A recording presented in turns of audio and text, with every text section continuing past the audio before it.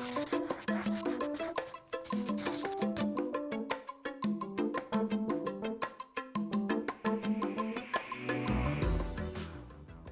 good morning. Welcome to Essential Ingredients. I'm Justine Reichman, your host, and today with me is TJ and Lisa. Lisa is my guest co-host today. This is the third one we've done in our series as my guest co-host, and it's been so great and fun. Thank you, Lisa, for joining me. Sure, thank you for having me. Yeah, it's been a great collaboration working with you, bringing on these really interesting guests that are new to me. So it's a great opportunity to meet new people like you, TJ, and expand the conversation. Yeah, thanks for having me on. I appreciate it.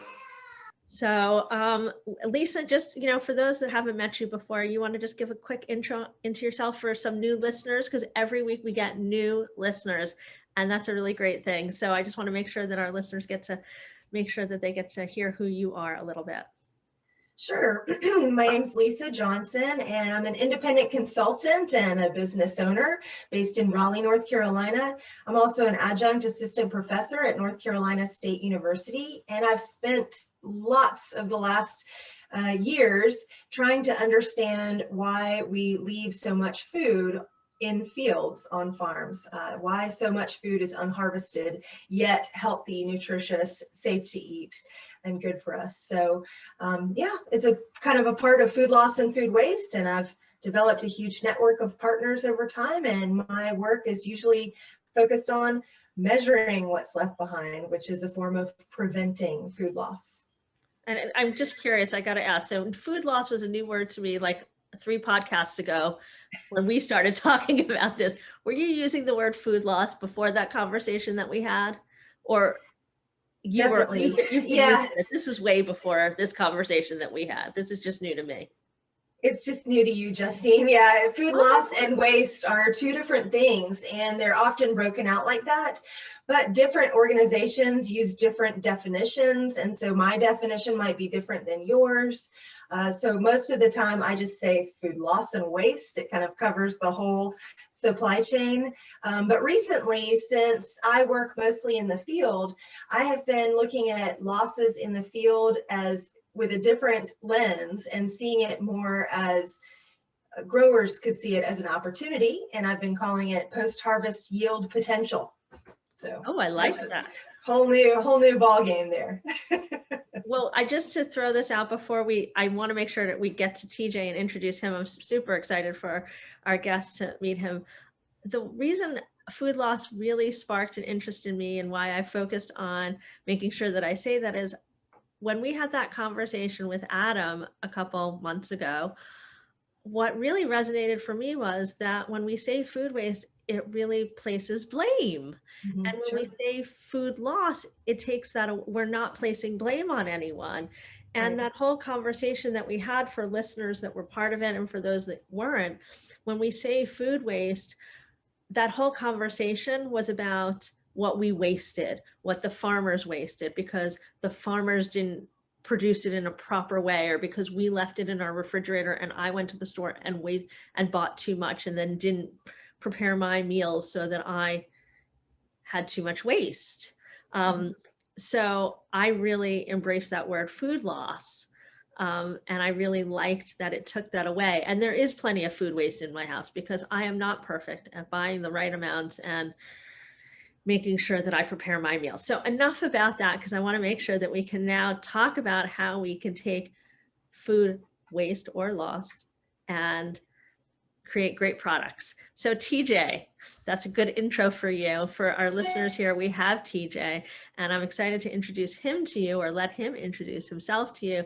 He started off in hockey from Canada and now has a startup. And TJ, if you would, I hate to intro people because I never do them justice. And the last thing I want to do is read your bio off your website, because that is really dry, probably. Not because your bio is dry, but because it will be dry if I read it. So if you could just give our guests a little intro, if you would.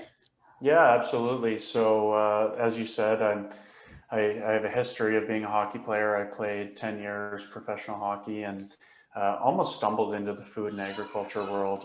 My co-founder and I wanted to start a business that was in the food space. He had started a supplement business before, grew it from a $50,000 line of credit to 25 million in revenue in the 5th year, and had a successful exit. And him and I met early in my playing career when I was playing in the NHL, and started a great friendship and business relationship, and spawned over 10 years. And here we are today. 3 years ago, we said, let's get into this food game again. Let's find a way to tackle food waste. Everyone had always talked about the problems. You'd open up a newspaper or a magazine, and all you could see is fields of fruits and vegetables going to waste, and no one really talking about a solution for it, just saying, hey, what the heck, what's this big issue? Everyone should know about it. So, we thought of a very simplistic idea that was really so simple that it was shocking that no one else was doing it, of taking these fruits and vegetables that are either late in their life cycle or being wasted or not used for ridiculous reasons, like best if used by dates or logistical problems in the supply chain. And let's dehydrate them and give them a 2 to 3 year shelf life, and then figure out what to do with them. So we scoured the globe. No one was doing it. And it was such a big opportunity that we couldn't turn our backs on it, and had to figure out how to do it. So that was 3 years ago. And now here we are today with a brand of upcycled products. This is an example. This is our greens product, and also a B2B business side where we sell the ingredients to other food companies. Wow, that is an amazing, amazing idea, especially because it takes that food waste and it gives it much longer life. And how much, I wonder, do you know the numbers? Maybe you know the numbers, TJ or Lisa. How much waste are you saving and then giving this huge long life to? Do you have any idea? Yeah, well, last year we had just about 1 million pounds that we saved. And this year it's going to be probably anywhere from 5 to 10 times that, depending on when our new facility opens up. And so where is your facility right now? So our current facility is in Nova Scotia, Halifax, Nova Scotia, which is in Atlantic, Canada. For everyone who doesn't know, for the American listeners, it's north of Maine. We started our business there. My co-founder Darren Burke is from just outside of Halifax, and amazing place to start a business for any Canadian companies. There's tremendous government support. So we built our first facility there. We've expanded it already 4 times to try to keep up with demand for our ingredients and our products. And now we're in the process of building out a new scale facility just outside of Toronto in Ontario, Canada. Wow. So can you just walk me through this a little bit? Because you have grown quite a lot over this period of time. So can you walk me through this process a little bit, and how it's grown and how you've expanded, so, through that time? Yeah, of course. So when the ideation of the company came together, that was probably 3.5, 4 years ago. Darren and I just basically spitballing on the back of a napkin. And when we landed on the idea and found out that no one was doing it, the first thing we had to do was figure out how to come up with our own unique dehydration process. And we did that with the National Research Council in Canada. We had several projects with them and a couple of universities, and we were able to come up with our own patent pending process, which is extremely energy efficient. And most importantly, it happens at a low temperature, so the product doesn't degrade. So there's no point in dehydrating, let's say, something highly nutritious like kale, if at the end of the process, there's no nutrients left. So that was key for us.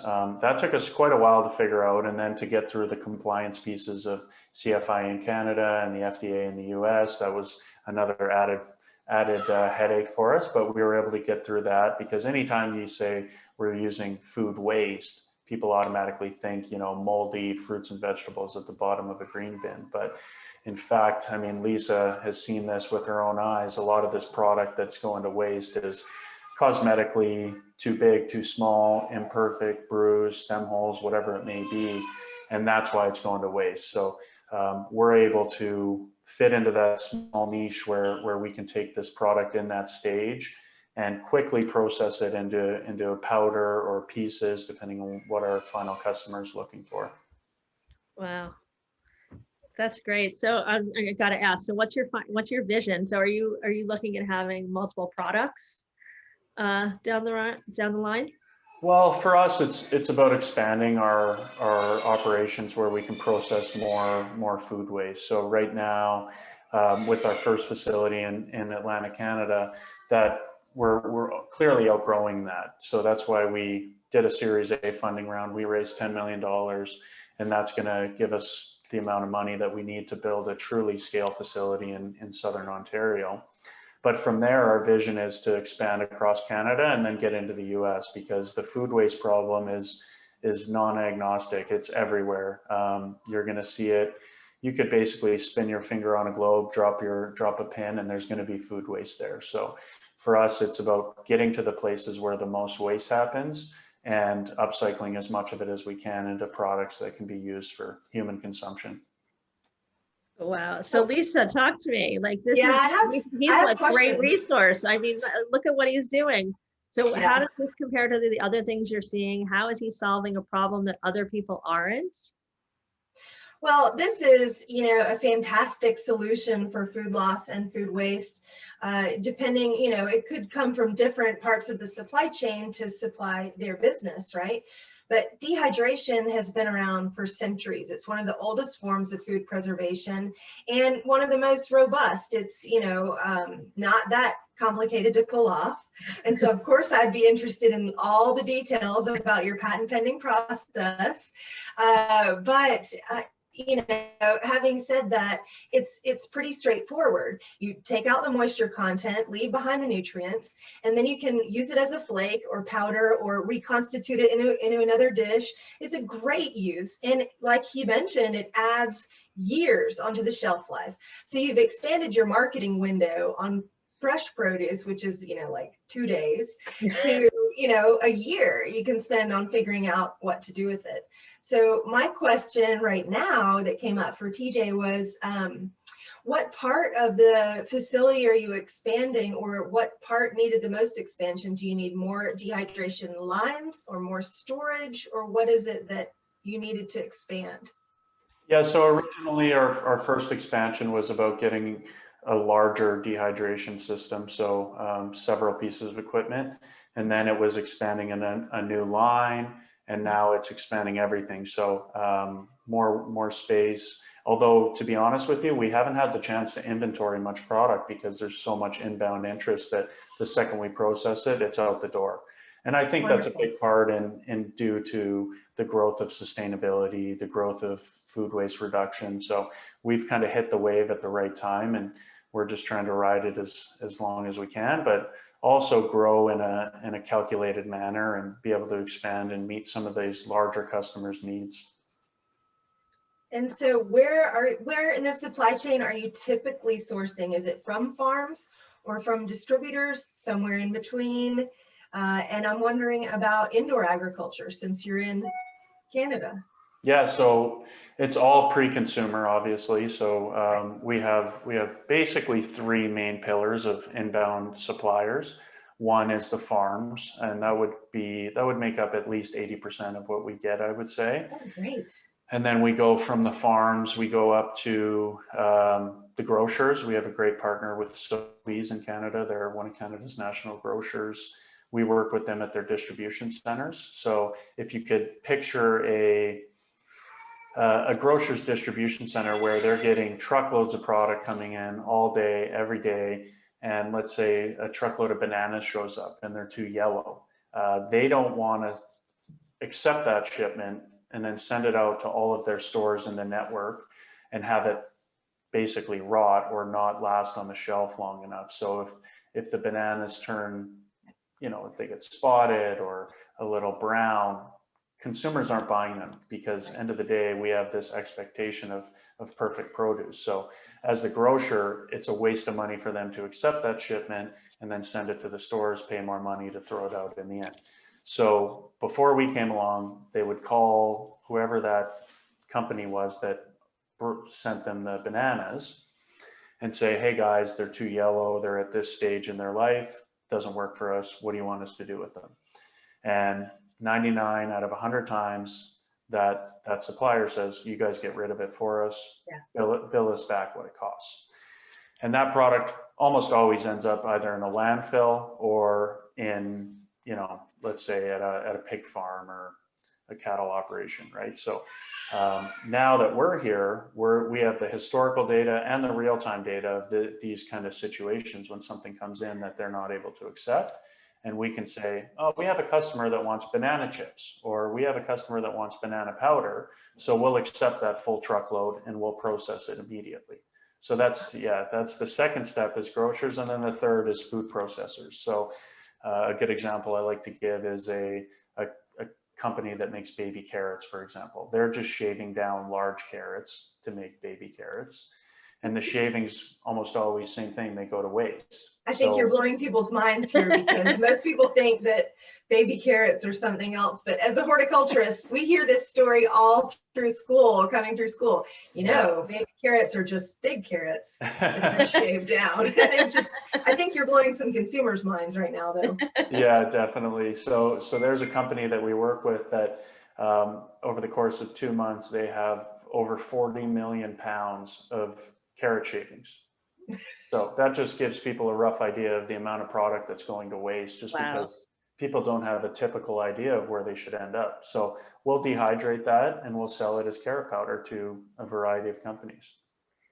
The impact that it seems you can have, especially as you grow and expand your space and you get this bigger space and you have larger machines and you have more resources, just seems just so robust. I mean, it seems like this is like Lisa's dream. Well, what I knew about the company was more of its consumer-facing product. Mm-hmm. What I didn't know is that on the other hand, they're also an ingredients company, which is amazing. Yeah. So it's been an interesting journey for us. And yeah, just to give you some numbers, our new facility in Southern Ontario will be processing upwards of 1 million to 1.5 million pounds a month of this type of product that I'm talking to you guys about. So I'd love to, so 1 million to, can we talk about what the impact is for that so that people understand what that means for that? Like, how does that translate into people, into farms, into carrots? Like if we could dial it down so that they could imagine what that looks like in terms of the ingredients that they would see in a supermarket or on a farm. Do you understand what I'm saying? Yeah. So they could envision this. Absolutely. So the product, let's say the carrot example, so that would end up in, let's say, soup. So if you think about those instant noodle packs that have little small dehydrated carrots in it, we have a partner that makes that. So we would sell dehydrated carrot pieces to them. It would go into pet foods. It goes into better for you snacks. So the list is long. And then also we utilize those products to put them in our own consumer facing brand products. So this is an example. This is our protein powder. We have a blend of fruits and vegetables that have all been upcycled and dehydrated, and we put them right in here. So it makes us really the first ever sustainable plant-based protein powder ever. Yeah. I love that. Is there any products you can't take? I mean, I have a sense, having done this for a while, of the quality you can accept and the quality you can't accept, right? You can't accept what's rotten and moldy, and we know that. But what you can accept is a wide range of appearance quality, let's just say. Yep. But I'm wondering if there's any types of fresh produce you can't take, or if there's a group of products you're constantly looking for, things like that. Yeah, well, that's a big part of our IP as a business was figuring out how to dehydrate everything. So you'll get a lot of companies that they're in the dehydration business, but they'll just dehydrate, let's say, sweet potatoes or broccoli, just a couple things, because to be honest, it's hard to figure out how to do everything. Every product has its own unique recipe in order to get it in a high quality finished state. So that's something that took us really at least 1.5 years to come up with is a lot of R&D around every different product. So we can accept anything as long as there's obviously no pathogens, no mold, anything like that involved. But the unique thing about a process is it has 2 verified kill steps. So even if a product, let's say we were processing 1 million pounds of broccoli that was otherwise going to go to waste, if 1 Florida broccoli found its way in there and it had some mold hiding underneath the florid or something that wasn't detected, it's not going to have any harmful effect on the end consumer because of those 2 kill steps. That makes me, of course, more curious because you said it's a low temp process. So, but I mean, answer that if you want to, but I know it's proprietary information right now, but let's just suffice it to say, I'm really excited about this process for y'all. Yeah. And it's all about temperature at its peak drying point and how long it's at that temperature in order to reach the verified kill step. And we also have an organic acid wash that we use as well, which counts as a kill step. Great. Wow.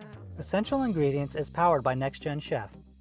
NextGen Chef is a movement that supports food and beverage entrepreneurs around the world by fostering a sense of community and providing its members access to mentors and a wealth of resources and guidance. NextGen Chef feeds members with the knowledge they need to build better for you food and beverage businesses so the world can have greater access to healthier food, comprehensive food education, and increased affordability. If you like what you hear on this podcast, continue the conversation or ask new questions on the NextGen Chef app, available in the Apple Store and Google Play. Follow NextGen Chef on Instagram, LinkedIn, and Facebook at NextGen Chef. Join NextGen Chef and let's change the future of the food industry together. Wow. So can you talk to me a little bit about the acid wash that you use and what's in that? Yeah, it's an organic product. I'm not a scientist, so I don't know the actual ingredients, but it's something that a lot of food companies use, and it is certified organic and doesn't degrade the product at all. It just, if there's any bugs on it, so to speak, it kills those. If you think, lemon juice and vinegar are acid washes. Right. Exactly. So, I mean, it's not like they're using bleach. Exactly. Yeah. Right. It just sounds worse than it is. It does. It really Yeah. does, right? Acid wash. Yeah, I think people in the food space, especially in the manufacturing space, they understand that, similar to how Lisa explained it. Right. No, I know. I just like to make sure that for our listeners, whether they're founders or they're end consumers, that they get the sense of what we're talking about, and that we're not leading them down a path, that they have questions, and that it's really transparent for them. So sometimes I ask questions that, while it's second nature to us or to some other people, that it gives them an opportunity to be on the same page with us. That's great. So I like it to be accessible to all, because really we want to give this information. So we want to provide the information to not just the founders, but the end consumer, so that we can have a complete circle of people that can make more informed choices, right? Right. That the businesses can make more informed choices and the end consumers can make more informed choices. Hopefully we can create a greater demand for everything that's better for you. Like it. That's the goal. So that's why we're all here having this conversation, learning more from you, TJ, learning more from Lisa all the time, and really just trying to use this platform to give founders and consumers access to more information. Right. So let me ask you this, TJ, real quick. There's this huge upcycled trend right now, and y'all seem to have gotten in at the front end of that. Which are the brands that are getting you excited, or that you take inspiration from, or what are you using in your home? What upcycled products do you like? Yeah, that's a good question. So I think we were the 3rd member ever of the Upcycled Food Association. I was going to ask you if you're a member of that. Of course, yeah, which now has well over 100 members, and exciting things going on all the time. Turner's done a great job growing it, and for us, we're so entrenched in the upcycled space that, if there's any company that's upcycling, I pretty much know them. So it's an exciting time to be in it, though, because it's really a space that didn't exist for the most part until, I'd say, 4 or 5 years ago. And there's a ton of momentum of it, I think, simply because it just makes so much sense. You're making use out of a product that was being wasted needlessly. So we're going to continue to see more brands pop up, whether it's in the food space or really anything. So I even think of like used tires and manufactured byproducts. So it's endless what can be done. Everything from food to fashion, really. Yeah, I mean, honestly.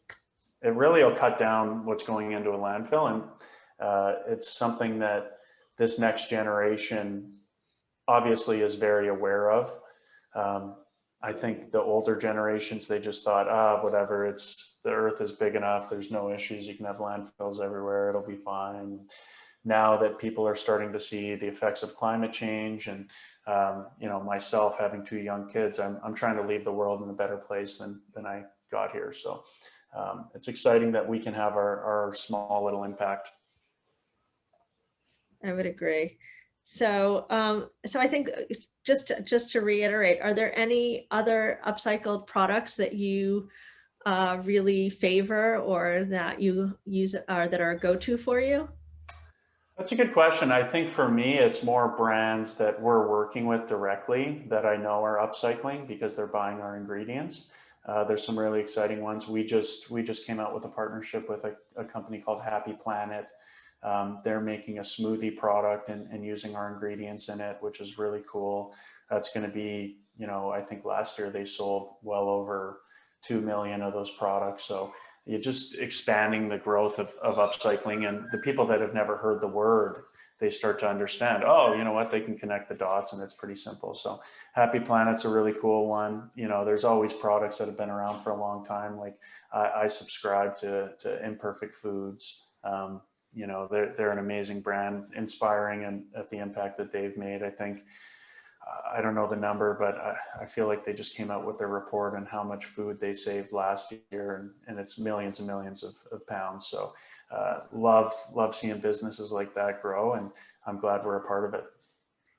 Yeah, I'm curious to know, as you grow your business and as we look at other founders, and we have other founders that listen to these podcasts, being specifically in the upcycling world and building an upcycling business, if there are any recommendations or tips that you might recommend to somebody building a business specifically in this world, meaning upcycling.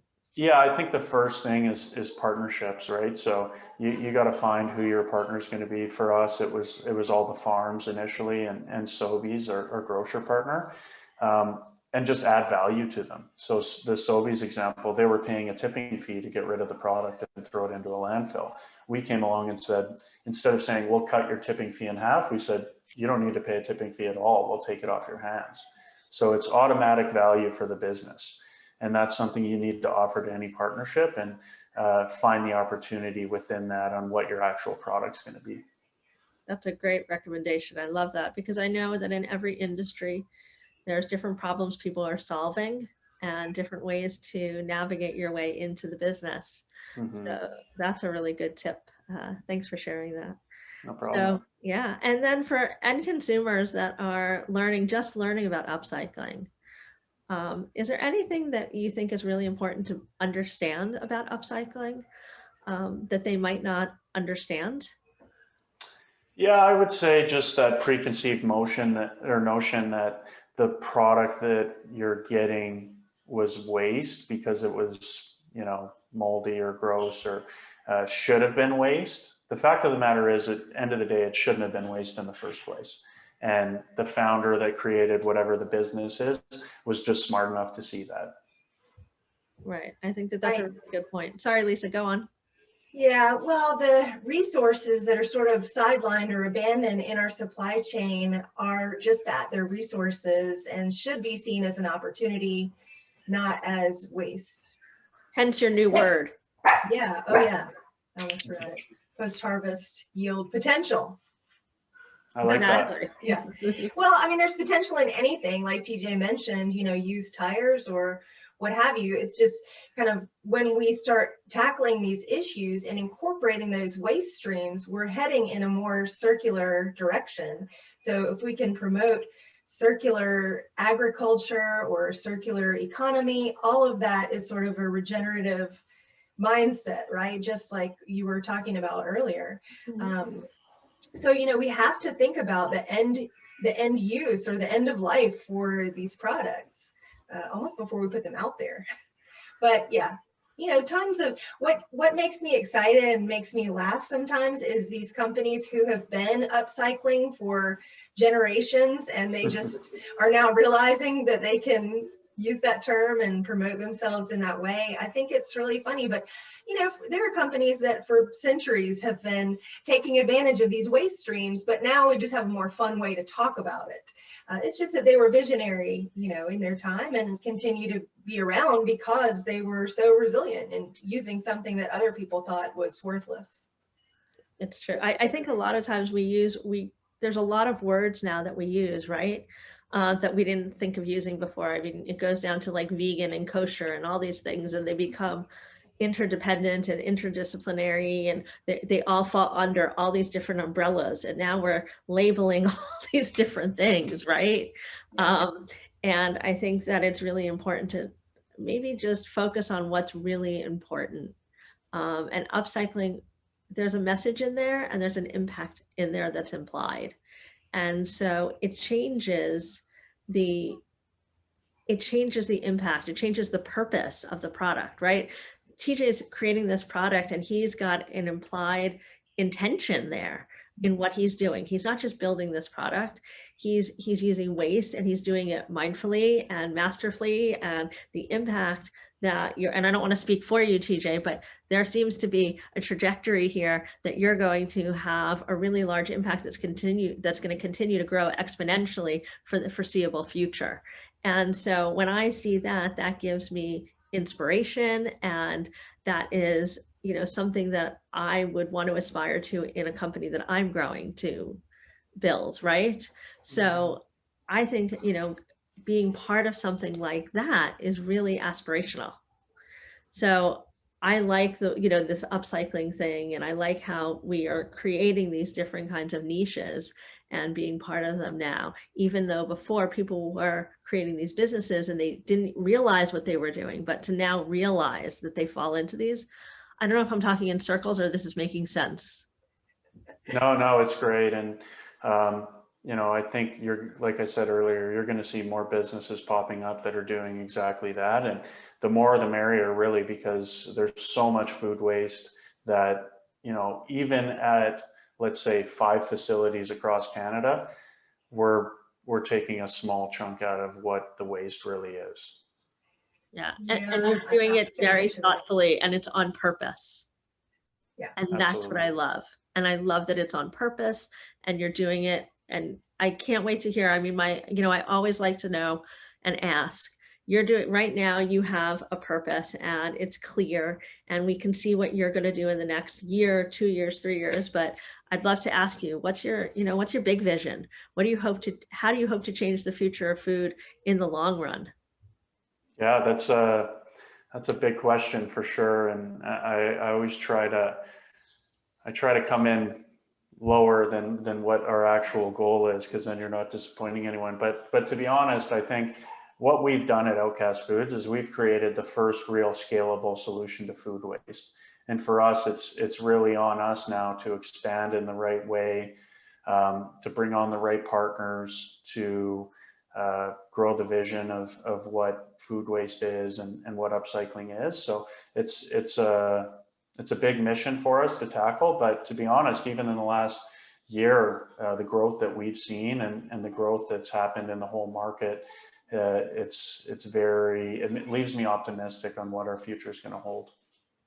Yeah, I would imagine. And Lisa, I mean, this is going to change a lot. This is going to impact the future of food waste. And as a researcher, how do you see this? How do you feel like this is going to impact what you're going to see? Well, I'm super optimistic about it as well. You know, like I said, dehydration has been around for a long, long time. And the growers that we have, I'll say in North America, and include Canada very nicely in that, are at the top of their game. Growers are producing amazing amounts of really nutritious food. And it's a crime to see that not used, right? And so I think that when you can capture all of that economically and turn it into something that people demand, then that's a beautiful thing. I hope that Outcast continues to grow and can use this solution long into the future, because it's really, really needed. Yeah, so I know that when we spoke originally, when we first chatted on our last call, you had talked about your morning smoothies that you make. And I'd love for you to maybe just share your recipe with us. Maybe we could share it with our listeners or include it in our show notes if you don't have it with you. I know that I'd love to make it myself. Or at least, share it with my partner who loves to make a good smoothie because he's very active. He too is an athlete. Not hockey. Hockey's not his sport, but he does a lot of adventure racing. Nice. Yeah. So I'll try to go through what it is, but it's the simple way is I use a base of a lot of different organic fruits and vegetables, frozen, because I like a nice chili smoothie. And then the main ingredients I put in are I put in a scoop of our Super Greens Plus, which, it has a ton of different things in it that you wouldn't normally get in your day-to-day diet. So like wheatgrass, spirulina, moringa, all these very important products, and a mushroom blend.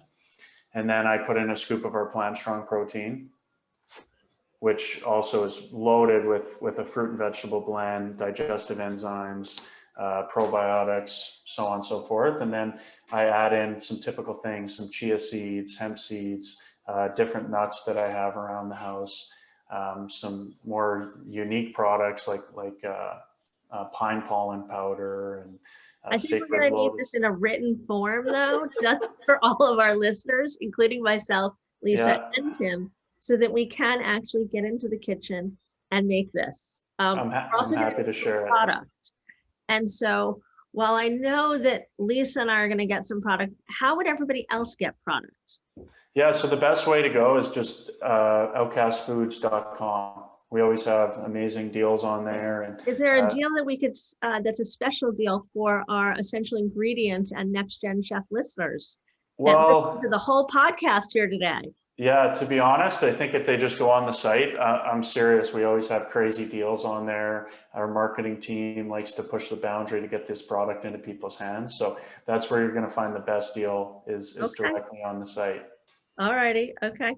And if anyone wanted to get in touch with you, what I'm going to do is I'm going to invite everyone that's listening today to download the Next Gen Chef app. It's a free app. It is a community for food and beverage entrepreneurs. And if you download it, it is a tailored LinkedIn. So you can download the app, you can upload your profile, you can connect directly with me, with Lisa. Hopefully, TJ, you will join the app and everyone can connect there and continue the conversation. Prior to the launch of this podcast, we'll even post this, and then you guys can continue your questions and connect directly with all of us there via text or email. So again, I wanted to thank everyone for joining us here at Essential Ingredients today. I want to thank TJ so much for joining us today and sharing your story. And Lisa, thank you again for co-hosting with me. It's great fun, and always you bring such great guests, and it's always good to hear from you and share all the research that you have going on. And I'm excited to continue doing these series with you. And TJ, I can't wait to try that Outcast and make a smoothie, which has a very long list of ingredients. But if you email that to us, we will put it up on the website so that when people order their products, they too can make this smoothie. Justine, maybe we'll be athletic after we drink the smoothie. Oh my God, totally, we're going to be athletic. So anyway, I want to thank you all for joining us. And for those that haven't subscribed or downloaded the Essential Ingredients podcast, it is available on iTunes, Spotify, you name it, all the regular channels. Download and subscribe. If you like this, leave us a review. Tell us what you like. If you want to hear something else from us, let us know. We're so happy to see you here. And thank you again for joining us. Thank you, guys. Thank you. To find out more about this episode of Essential Ingredients and access show notes, check out Next Gen Chef and choose podcast in the menu bar. If you like this episode, head to iTunes or Next Gen Chef's YouTube channel to subscribe. Learn more about Next Gen Chef, the platform that powers this podcast, by checking out our website, or visit us on Instagram, Facebook, and LinkedIn at Next Gen Chef. You can also check out my Instagram at Justine_Reichman. If you have thoughts about this episode or future episode ideas, leave us a comment at Next Gen Chef's YouTube channel or drop an email at team@nextgenchef.com. Thanks for joining us.